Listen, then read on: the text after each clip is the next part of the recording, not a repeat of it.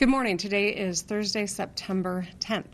I am joined today by the Lieutenant Governor, Garland Gilchrist, Dr. Janae Caldoun, our Chief Medical Executive, the Director of Labor and Economic Opportunity Department, Jeff Donofrio, Andrea Acevedo, the President of Seiu Healthcare Michigan, John Walsh, the President of the Michigan Manufacturers Association, Rachel Hurst, the Corporate Affairs Manager for Kroger, and Russ Cavalluna, the President of Henry Ford College. We've got a number of people to speak today, so I'm going to keep my remarks short, but we will get to Q&A at the end. So right now, Michigan is serving as a model for our Midwestern neighbors and states across the country when it comes to fighting COVID-19.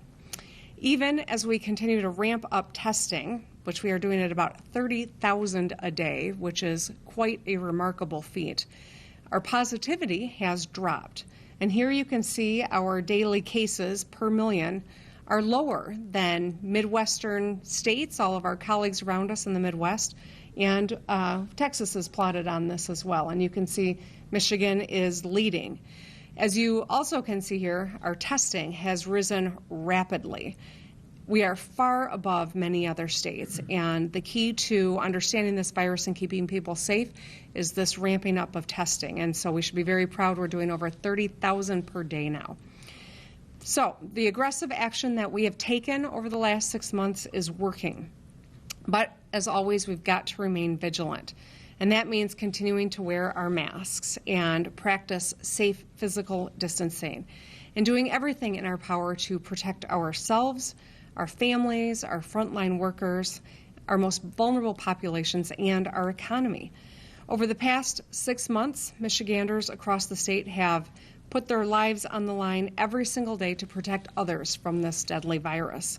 Home and congregate care health workers have been taking care of elderly patients, janitors and custodians who have been working in our hospitals, grocery store workers who have been stocking the shelves so the rest of us can put food on the table, postal workers who show up every day and deliver our mail and our prescription drugs and our ballots. These men and women have emerged as the real heroes in the midst of this pandemic. And yet we know it's a lot more important that we act and treat them as the heroes they are, not just call them heroes. So we've got to work around the clock to ensure that long after this crisis is over, that our frontline workers have the support they need to get ahead in our country. Support, whether it is dealing with PTSD from especially those who've been on the front lines caring for people who've been battling COVID-19, or the people that have been showing up and putting their own health on the line to make sure the rest of us can stay safe. And so that's why today we are launching Michigan's Futures for Frontliners program. Historically, when Americans put their lives on the line for our country, the betterment of our country, to defend us from a common enemy, a grateful nation has afforded them some educational opportunities to show our gratitude. This is what motivated the GI Bill during President Franklin D. Roosevelt's term. He signed it into law during World War II to provide tuition to veterans to attend high school or get their post-secondary degree. It was a path to success for people that sacrificed for our country. In April, I announced a similar plan to honor the people who stayed on the front lines throughout this COVID-19 pandemic. Futures for Frontliners is a tuition-free college opportunity that will help more workers acquire technical certificates, associate degrees at our community colleges, and potentially bachelor degrees at our universities after this crisis is over. The program is a $24 million investment that is funded by the Governor's Emergency Education Relief Fund, part of the CARES Act funding. Tuition-free access to get an associate degree or an industry-recognized occupational certificate is a chance for thousands of people to get on a path to a good job that'll support themselves and their families. It also helps us close our skills gap here in Michigan, grow our economy, and increase our families' paychecks. This is the first program of its kind in the United States, and I'm hopeful that other states see the wisdom and follow Michigan's lead to create pathways to opportunity for people who've been on the front lines. So I encourage all frontline workers in Michigan to visit www.michigan.gov/frontliners to view the eligibility requirements, explore career opportunities, and see a list of local community colleges and get started on your application. Applications are due at 11:59 on December 31st. So you got a little bit of time, but we encourage you to act soon. As we work to rebuild economic opportunities for Americans post-pandemic, and I think it's important for us to acknowledge there will be a time when it's post-pandemic, and we are eager to get to that moment. But right now, we've got to continue to recognize that we're still in this fight. This virus remains a threat to our families, to our businesses, to our frontline workers, and of course, to our economy. In Michigan, we have taken a number of steps to ensure support for our frontline workers as we fight the crisis. We have secured millions of dollars worth of PPE. As you can probably remember, just 6 months ago, we didn't have enough masks to cover a single shift at some of our hospitals. And now we have stocked up so that we can be better prepared as we go forward into this fall. We've expanded child care for everyone serving on the front lines, and we are reducing the likelihood of future spread through mask requirements and working with businesses to ensure that we enforce these requirements all across the state. We're all truly in this together. These steps have been crucial for all of us, but for families and our loved ones everywhere. So I and everyone in my administration and everyone in this room, we are going to continue to work around the clock to protect our families and frontline workers and small businesses. And with that, I will hand it over to Dr. Khaldun for an update on what we are seeing in the numbers and across the state. Thank you. Oh, actually, I'm going to hand it over to the Lieutenant Governor, Lieutenant Governor Garland Gilchrist. Yeah, I don't have any numbers for you today, Governor. All right, good morning, everyone. I would like to thank there we go, we're exchanging this here. Governor Whitmer, Dr. Janae Khaldun. I want to also recognize Director Donofrio and our guests here for today's announcements. Andrea Acevedo from Seiu Healthcare, Rachel Hurst, John Walsh, and Russ Cavaluna. Thank you so much for your leadership and what you provide to our communities and to our state. I want to begin today, however, by really addressing the people of Michigan and saying thank you. Thank you for stepping up and for standing tall for all of us by taking this virus seriously. We are a state that respects science. We are proud of the tremendous educational, research, scientific, and medical institutions that we have built in this state throughout our state's history. And as the governor alluded, we're doing better, frankly, than a lot of other states because you took this virus so seriously. You listened to the experts, and you put the health and safety of your fellow Michiganders first. You don't have to take my word for it, actually, because as we talked about last week, President Trump's own coronavirus task force coordinator, Dr. Deborah Birx, praised the state of Michigan's people for their efforts to slow the spread and battle COVID-19 when she visited our state last week. So let's continue to mask up Michigan, and we can beat this disease. Today marks 6 months since Michigan recorded our state's first COVID-19 cases. It was in those early days that we realized just how many heroes, these unsung heroes, that we actually have in our communities, oftentimes working day in and day out to make our lives easier and safer. The Futures for Frontliners program is a national model, a first-of-its-kind down payment on our debt of gratitude to these brave women and men who stayed on the front lines during this pandemic. Because of their work, so many Michiganders were able to stay home and stay safe, which helped tremendously mitigate the spread of COVID-19. Now it is our turn to help them by providing a tuition-free pathway to a post-secondary education. You know, one of my favorite quotes on education is by the Swiss psychologist Jean Piaget, who wrote, "The goal of education is not merely to increase the amount of knowledge, but to create the possibilities for a person to invent and discover, to create people who are capable of doing new things." The reality is, there are people all across this state who are looking to further their education by increasing and expanding their skills. We want to support their pursuits too. Governor Whitmer set a goal to get 60% of Michiganders to earn a post-high school degree or certification in the next 10 years. Michigan was the last state in the Midwest to set such a post-secondary attainment goal, but we do not have to let that prevent us or keep us from being one of the first states to achieve such a goal. So that is why, in addition to the Futures for Frontliners program that we are just announcing, we're also announcing an additional program to help Michiganders upscale into new careers. We are partnering with the Modern States Education Alliance and the College Board to help Michiganders earn free college credit. This $1 million contribution will help adults attain a college degree by fully funding 10,000 college-level examination program exams, and pre-exam coursework over the next year. Let me say this plainly and clearly. This partnership will provide college credit for free.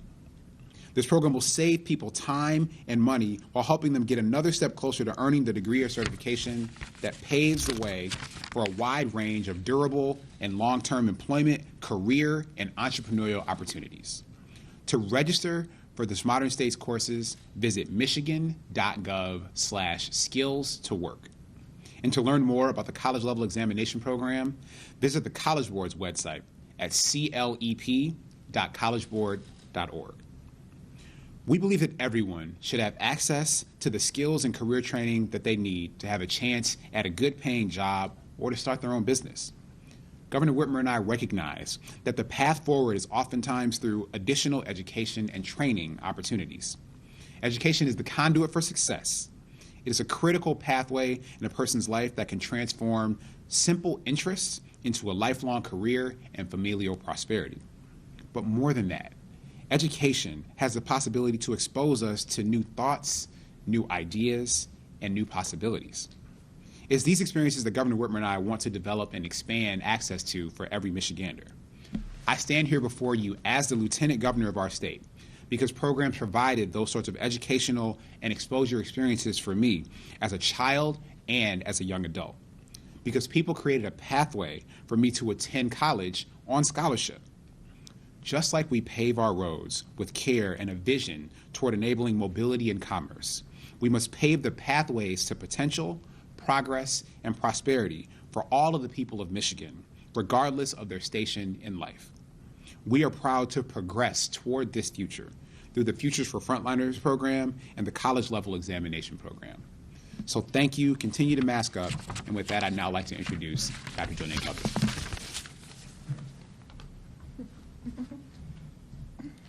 Good morning. Thank you, Governor and Lieutenant Governor. So yesterday we announced 108,595 cases and 6,552 deaths in the state due to COVID-19. As of last Friday, our 7-day state average was 55 cases per million, which is a consistent decrease over the previous 2 weeks. However, our percent of tests that were positive went up slightly to 3.2%. As always, regionally, we are seeing different patterns. The Detroit, Saginaw, and Upper Peninsula regions remain over 40 cases per million people. However, trends for new cases and test positivity in those areas are declining. The Grand Rapids, Jackson, and Lansing regions also have over 40 cases per million people. However, the trends for case rates and test positivity is increasing in these regions. The Kalamazoo region is also over 40 cases per million people, and while the percent of tests that are positive in that region are trending up, the case rate in the Kalamazoo region is trending downwards. The Traverse City region has the lowest case rate in the state at 27 cases per million, and they have 2.2% positivity. Currently, trends for new cases and positivity in the Traverse City region are also increasing. We continue to focus on quickly reaching out to people who test positive and understanding who their close contacts are. So it's important to note that over the past 30 days, approximately 19,000 Michiganders have been diagnosed with COVID-19. Local or state case investigators attempted an interview in nearly 15,000 of those cases within 24 hours of us receiving a referral for that positive test. For each positive case, we also identify their close contacts and monitor those people for 14 days to see if they develop symptoms. 99% of those contacts are reached out to within 24 hours of the health department staff getting their information. On some days, there are as many as 4,000 people who are actively being monitored for development of symptoms, so we can quickly get them a test if they do. I just want to say I'm incredibly proud of our local our staff and our leadership of our local health departments and our team at the Michigan Department of Health and Human Services. They're doing this important work 7 days a week. We also continue to aggressively track outbreaks. As of last Friday, there were 61 new outbreaks identified at the local health department level. That is 32 fewer than the previous week, which is a great sign. We also have 157 ongoing outbreaks across the state, and that's 65 fewer than we were tracking the previous week. Our top 5 categories for outbreaks are nursing facilities, manufacturing, healthcare, social gatherings, and restaurants. We will continue to watch these outbreaks very closely, and next week we will be posting information about outbreaks at schools, including colleges. I want to talk and emphasize the importance of continuing vigilance as our children go back to school. Parents, please continue to emphasize with your children, even elementary school children, the importance of washing hands, maintaining distance, and wearing a mask. This is not only important for when your child is physically in school. It's important if your child or anyone in the household is going out in public. None of us lives in a bubble. When there are cases in the community, they can easily spread to our homes, to our schools, and other places. So we have to remain vigilant at all times. And the sooner that we can, by working together, bring the COVID-19 case rates down low enough, the sooner more children will be able to have in-person learning. And this is something that every parent, educator, and teacher wants. I also know, again, I'm the mother of 3 children, that part of the fun of childhood is having gatherings with friends and play dates. This social interaction is important for our children's well-being. I completely understand that. But please consider not having those play dates as you normally would. Try to be creative and have video conference calls with your children's friends if possible. And if you must have a gathering, try to make it as small as possible and follow the governor's executive orders. Know that outdoor is safer than indoor, but outdoor does not mean that it's 100% safe. 6 feet of distance should be maintained wherever possible, and if you can't, you should wear a mask. Every time you have a gathering, there's a risk that someone there will have COVID-19. Not only could it spread to others and make people very ill, but it can also cause significant disruptions if someone is identified as a close contact and they have to stay out of school or work for 2 weeks. We're all in this together, and if we continue to be patient, it can avoid spread of the disease in our communities. I also want to talk about the importance of masks. Masks work. If they're worn correctly, they can decrease spread by as much as 70%. However, masks only work if you are wearing them appropriately. That means not down around your chin, not only over your mouth, but over your mouth and nose every time. Please remember this important point. If your friends, family, or coworkers are not wearing their mask appropriately, please give them a friendly reminder. We all have a role to play in fighting COVID-19. We all want to continue moving forward. So wear your mask appropriately, wash your hands, keep 6 feet of distance, and of course, get your flu shot this season. And with that, I'll turn it over to Director Jeff Donofrio.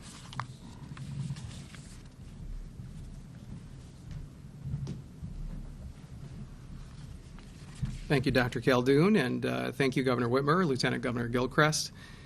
Really happy to be here today with our partners to talk about Future for Frontliners, but I do want to just mention one thing around COVID.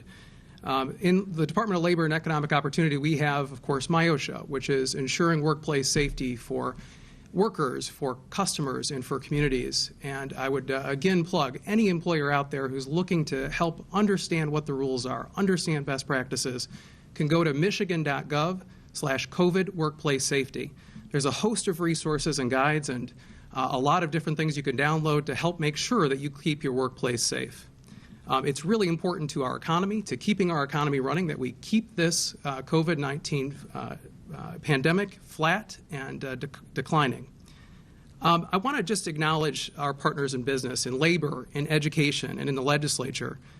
They have really stepped up throughout the last few months and throughout the last few years in helping us bridge the gap for education, because we know education is so important to economic opportunity in this state.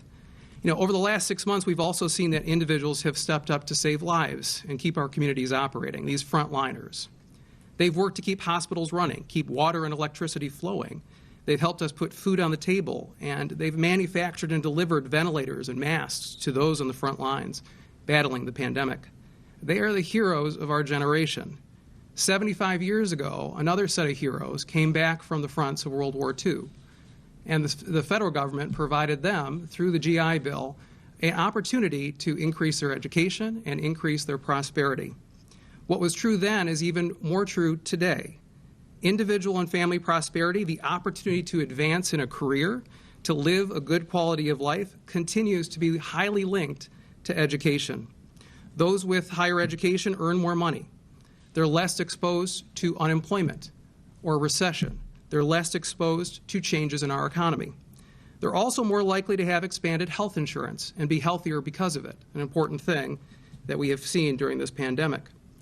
But pathways to higher education are oftentimes difficult, primarily for adults who have to balance the work, family, and community obligations that they have. We also know that there are significant attainment gaps that exist by race, ethnicity, income, and geography. That's why the Future for Frontliners program is so important.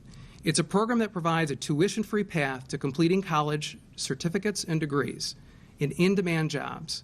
It also helps if you don't have a high school diploma. Wherever you are in life, if you're a frontliner without a college degree, we're here to help you. We're here to help you along that pathway. It's really important, but it's not the only reason that this program is important. Each year, thousands of good-paying jobs, many in essential industries, go unfilled. When these jobs go unfilled, these companies that are creating these jobs lose the ability to grow and expand their businesses. Oftentimes, they look to other states to grow with more educated workforces. Programs like Future for Frontliners that will upskill thousands of Michiganders to fill these good-paying jobs will change that dynamic. Employers embracing these programs, like those represented here today, will also see additional benefits. By helping their employees link education to career development, particularly in the companies and the industries they're working in currently, they're closing the skills gap at home. They're also training the next generation of leaders. By supporting employees enrolled in classes with flexible schedules, with mentorship, with other wraparound support services, they're building bonds of goodwill that are going to help that team grow and be stronger. It's going to lead to lower turnover rates and higher productivity. I hope that every employer and every frontline worker are going to take advantage of this opportunity. But all of us can help. Even if we don't work in an essential industry, we know people who do. They're our friends, they're our neighbors, they're our family. Between now and December 31st, I ask you all to spread the word. Tell people to go to michigan.gov/frontliners. Help us thank our heroes and expand opportunity here in Michigan. I also want to just, thank a few people who've worked really hard on this program. Doug Ross, Michelle Richard, Ava Atari, and Brandy Johnson. It's because of their work that this program is coming to fruition today. With that, I want to turn it over to our next guest speaker, and I'll let her come up to the podium. Thank you.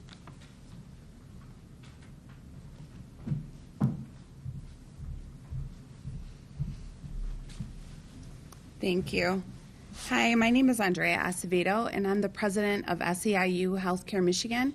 We represent over 11,000 frontline healthcare workers. When COVID hit our communities in Michigan, our frontline workers were the first responders who put their lives on the line to protect us all. I remember how afraid our workers were. We didn't have enough testing, and we didn't have enough proper PPE to protect ourselves and our patients.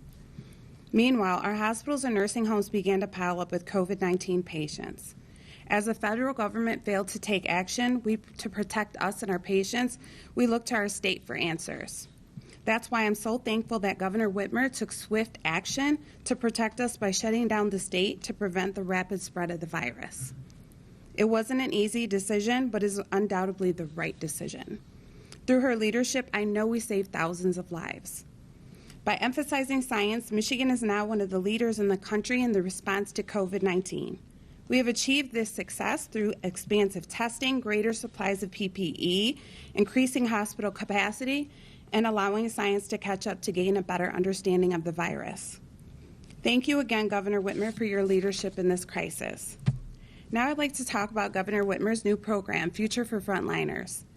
This program will provide a tuition-free pathway to college or a technical certificate for thousands of our healthcare workers who don't currently have a college degree. Being able to get a tuition-free degree or training while on the job is a huge advantage in the changing healthcare landscape, where degrees, certificates, and training is paramount in growing one's skill set.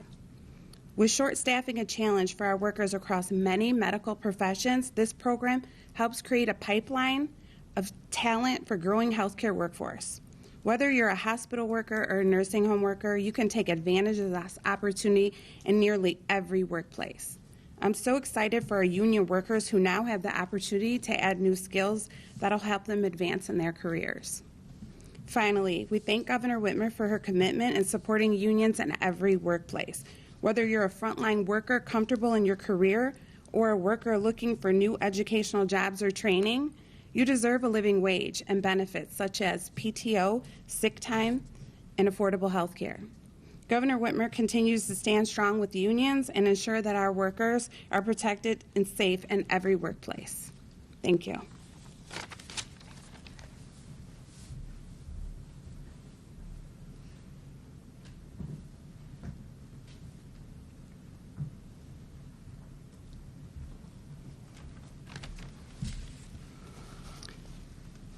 Good morning. I'm John Walsh, the president of the Michigan Manufacturers Association, and on behalf of our association and the manufacturers across the state, I'd like to thank Governor Whitmer and the Lieutenant Governor for having us here today, for their leadership during this very difficult period in our state's history, and in particular for today, their leadership on futures for frontliners. The MMA represents Michigan manufacturers from the UP to the southern border, from east to west. We work in every industry, not just automotive, but aerospace, agriculture, healthcare, just to name a few. We represent the largest iconic names that you might know: Ford, GM, FCA, Dow, and Kellogg. However, 80% of our members are small businesses with 100 employees or less, truly the small business backbone of our economy. One of the things that all of our manufacturers are looking for is skilled trades. It was a big problem before the pandemic, and it's been exacerbated since the pandemic started. In response to this need, the Governor's Future for Frontliners program will address two critical needs in our industry. The first is to recognize and reward those workers who stayed on the front line, true heroes that are deserving of this investment in their future. Second, it will help upskill our workers to meet the needs of the 21st century economy. The program is flexible so that essential workers can pursue a college degree or a certificate while working, earning more pay and seeking advancements in their career. And by covering the cost of tuition, the program rewards our hardworking employees so that they can be on the job and back at school at the same time. From the arsenal of democracy to our response to COVID-19, time and again, manufacturers have answered the call to action. And for this, the 600,000 Michiganders that are working in the industry deserve our praise and our thanks. Governor, it is our honor to be your partner in this battle and to be a champion for the Futures for Frontliners program. Thank you. Thanks, Governor.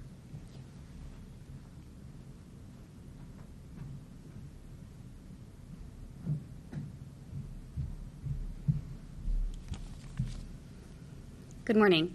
I'm Rachel Hurst, Corporate Affairs Manager for the Kroger Company of Michigan, and good morning, Michiganders.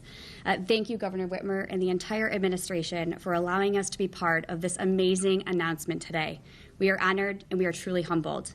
Since the early 1900s, Kroger has been devoted to Michigan and our economy. We have grown to employ nearly 20,000 frontline associates covering 119 stores in multiple communities across our state.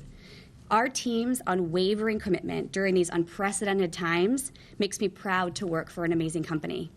Each and every day, keeping our customers, our associates safe while stocking our shelves and continuing to provide food to our communities is what we do every day. We are excited for them to have the opportunity to continue secondary education with the support, financial support, of the Future of Frontliners program, which pairs well with our Feed Your Future program that we too offer. Through education, our state will continue to grow and prosper. Navigating through these uncharted waters over the course of the past several months has been challenging for everyone across Michigan. And again, keeping our doors open each day to feed our customers and our communities while keeping each and every person safe will remain at the core of how we operate our business every day. We are in this together. Mask up, Michigan, and thank you again. Thank you. Thanks, Rachel.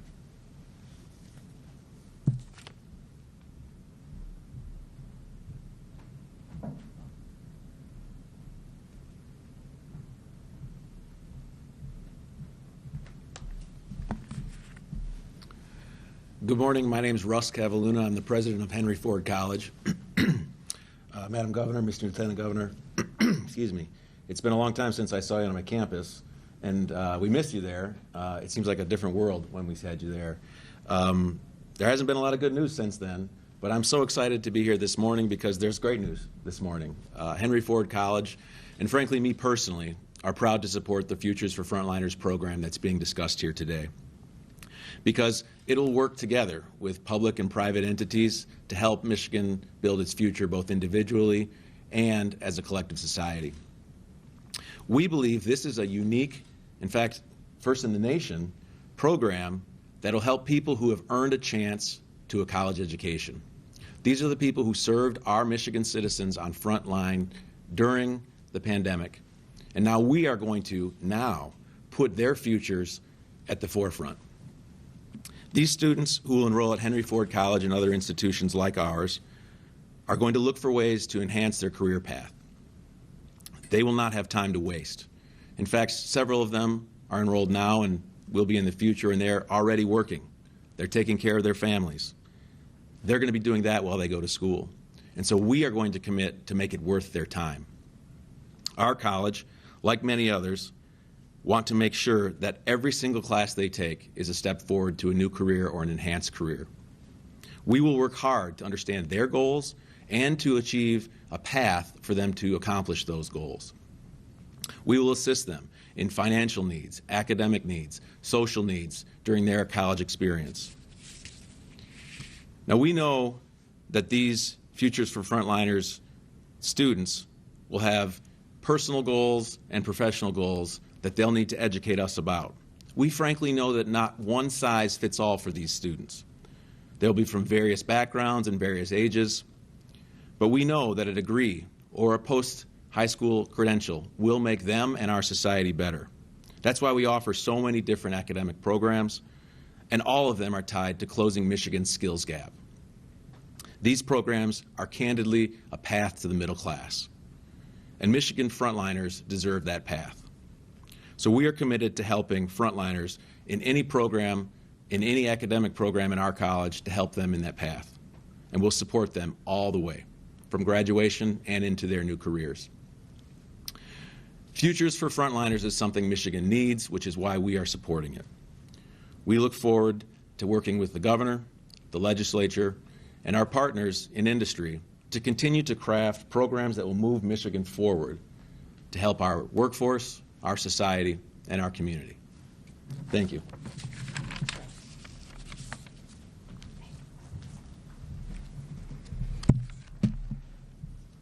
Well, I want to thank Russ and John and Rachel and Andrea.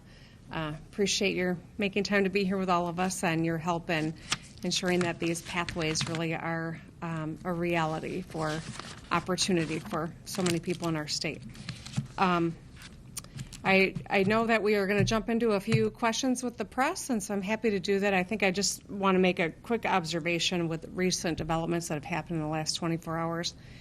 And we are 6 months into our experience with COVID-19. It's been tough, and almost 200,000 Americans have lost their lives to COVID. We have millions who are out of work, and there's still not a national strategy around masking or PPE or testing. We know that more Americans have died from COVID-19 than World War II and the Vietnam War combined.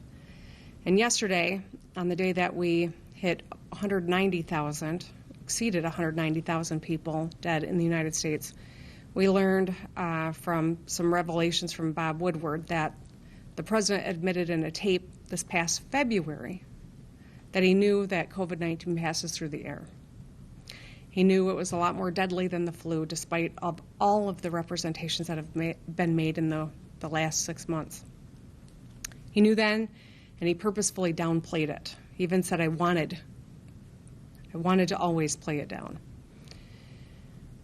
Experts say that if we'd acted just 1 week sooner as a nation, 36,000 people would have been saved.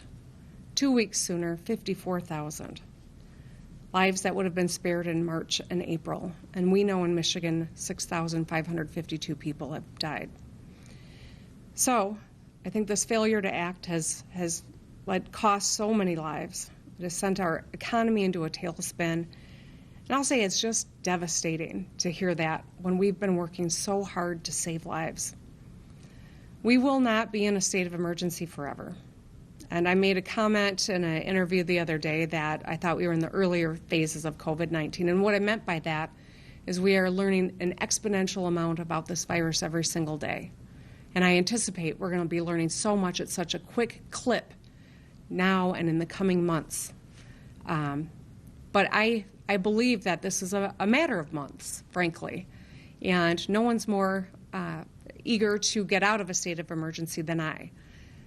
But we've had to make tough decisions throughout this process. And with a federal government that hasn't been doing it, I think it's important that so many governors have. And I thank you for the work that you've done to keep yourself safe and your family safe and your neighbors safe. And I want you to know we're in this together. We'll continue to work through it together.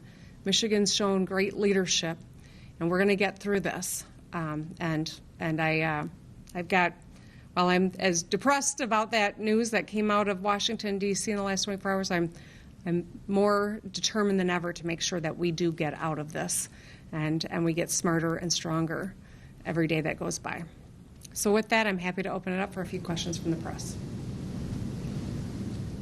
Hey, Governor, the first question will come from Cody Butler with TV 10. Good morning, Governor. So I guess can you kind of talk more about what your reaction was when you found out that Trump purposely downplayed this for months? Well, I thank you for the question. I've had a lot of emotions about it, to be honest, because I've seen our nursing home workers who are already going through PTSD because of all of the stress and the loss of people that they care for and that they care about. I've seen our grocery store workers who are been pushed to the brink and work so many extra hours, not to mention all of the healthcare workers on the front lines in our hospitals. And my personal opinion was that this administration has been reckless and not particularly well informed. I've never believed that they read all the briefings that they're supposed to read.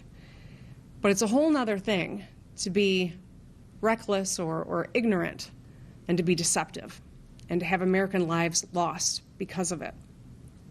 They knew, they didn't tell us. And I think the biggest enemy of the state right now is the misinformation that's coming out of the head of state. I think the biggest threat to the American people is the American president right now. And it's devastating, and I do not relish saying that. But the fact of the matter is, there's been so much more loss of life because we haven't had accurate, consistent medical information just coming out of the chief executive of our nation. Today, there will be some people gathering in Saginaw County, a county that we're watching very closely for the numbers of COVID. And the president, I know, is coming to town, and if the rallies are like those he's held in recent days in other states, there'll be lots of people close together without masks on, projecting their voices. And I'm concerned about it. And this is not a partisan observation. We are in a public health crisis. We all want to get out of this public health crisis. And it's going to take every one of us doing the right things to get out of it together and to make this as short as possible. We will not be here forever. I'm hopeful it's a matter of months. I believe that to be the case. But every one of us has to do our part, and we have to be honest about how serious this situation is.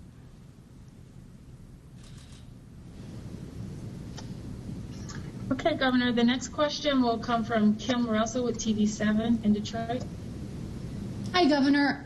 Everyone supports giving opportunities to frontline workers, but one question I have is that money being taken from K-12 schools, since it is education funding from the federal government, at a time when we're seeing other frontline workers, our teachers, in many cases, being asked to take pay cuts? Well, actually, the dollars are they are from the CARES Act funds. So this funds a full year. These are dollars that were set up for the discretion, my discretion, working with the legislature to further educational goals. So they're not coming out of the school aid fund. They are dollars that are to be used to further our educational goals and create opportunities. And so it is a good way to supplement and encourage those who haven't finished their high school diplomas to do that, to get a certificate in a program or to get a degree. And that's the intent of those dollars, and that's what they're going to be used for. Okay, Governor, the next question will come from Matt Price with TV6 in the UP. Good morning, Governor. Yesterday, you signed an executive order telling high school fall athletes to wear masks while on the field or on the court during games, just 1 week after giving fall sports the green light, especially contact sports like football. What prompted you to make that decision yesterday? And as a second question, is it possible that we could see fans, at your direction, see fans being allowed to attend high school sporting events at some capacity in the coming weeks and months, as long as they wear masks and socially distance? Yeah, I'm not surprised to get this question. I am glad you asked it because I know that it's on a number of people's minds. I'll just observe last week when we announced a $5 billion investment in Michigan, I got 5 questions about high school football. And I know that we are all passionate about sports. This is a part of who we are. It's a part of how we come together. It's how we support good, healthy fun as an American pastime. And yet I know that it's important that we can engage in some of these things that make life feel a little more normal, but we still have to be very smart about it for our student athletes, for their families, for our educators. So every one of us has a duty to do our part to make sure we get this right. Masking up is an important part of functioning in the midst of COVID-19. And we know that in workplaces all across the country, people are masking up and they're able to re-engage the economy and stay safe doing that.